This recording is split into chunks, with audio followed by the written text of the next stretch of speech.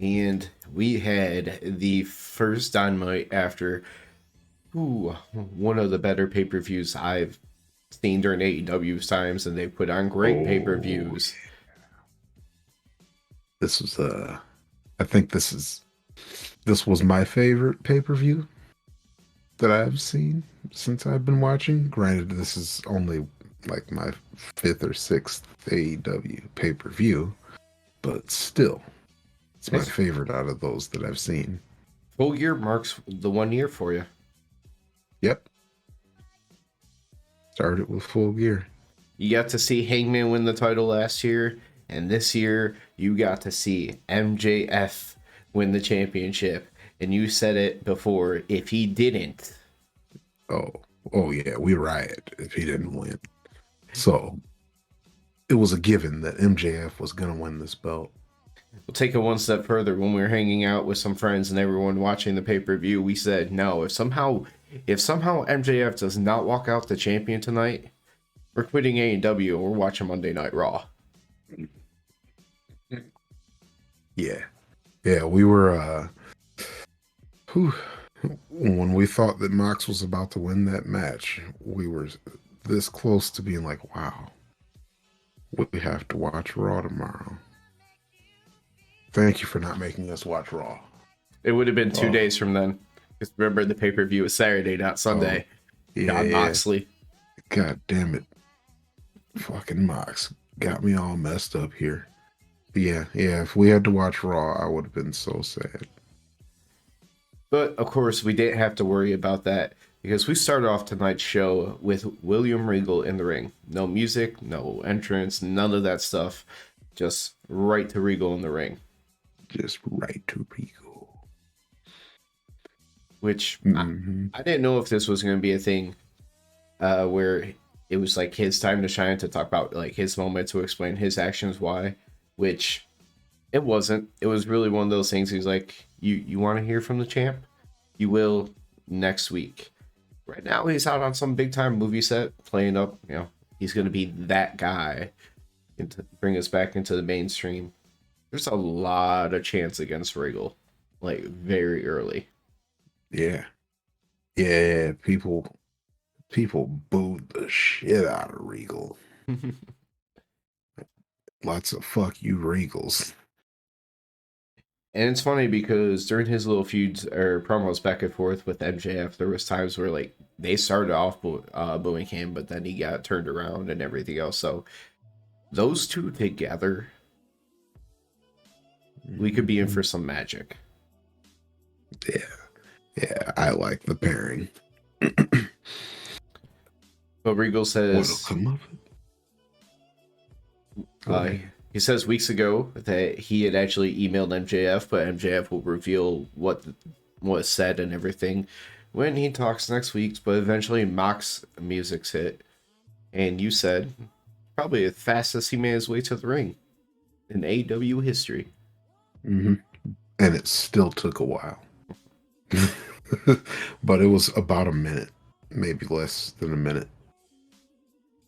Yep. And after he finally does all the walk through the crowd and everything and starts to get into the ring, Danielson runs out, slides right in, gets in between them. Basically, just starts pleading with him, do not hit this guy. Yeah, like he's old. He's basically dead already. Like, don't hit him.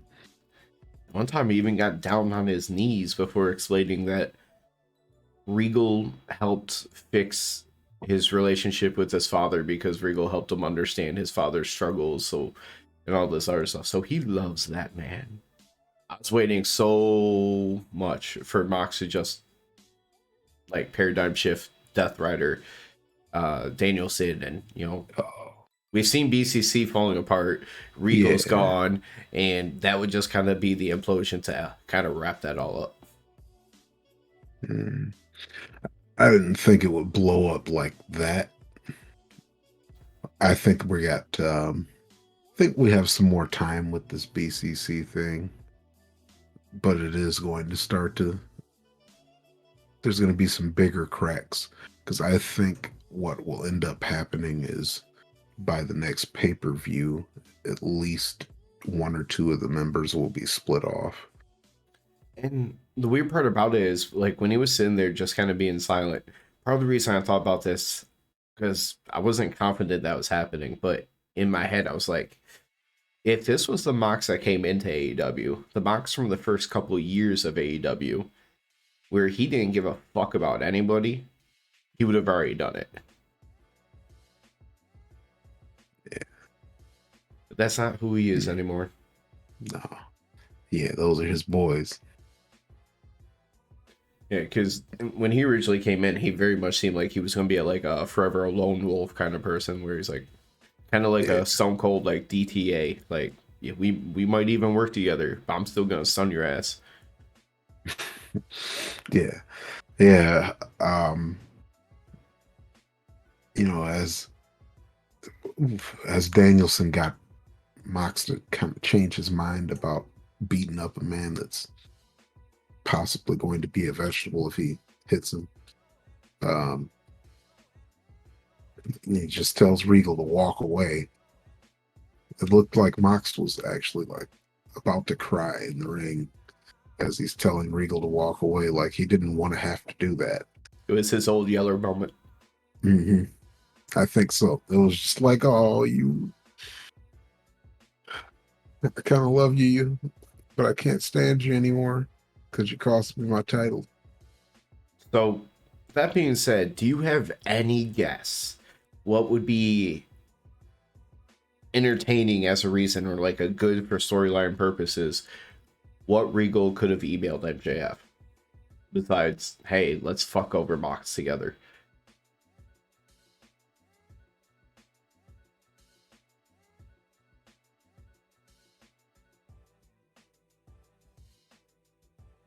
It's going to be something wild.